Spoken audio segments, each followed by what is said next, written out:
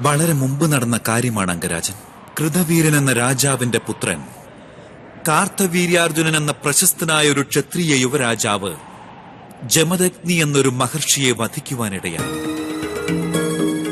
ആ മഹർഷിയുടെ പുത്രൻ എന്താണ് ചെയ്തതെന്ന് അങ്ങേക്കറിയാമോ? വേദനിക്കുന്ന മാനസികാവസ്ഥയിലും അദ്ദേഹം ചിന്തിച്ചു, തന്റെ പിതാവായ ജമദഗ്നി മഹർഷി വധിക്കപ്പെട്ടത് എന്തിനാണ്? എവിടെയാണ് അധർമ്മം വ്യാപിച്ചിരിക്കുന്നത്? അദ്ദേഹം അദ്ദേഹത്തിന്റെ വേദനകളെല്ലാം വിസ്മരിക്കുകയാണ് ചെയ്തത്.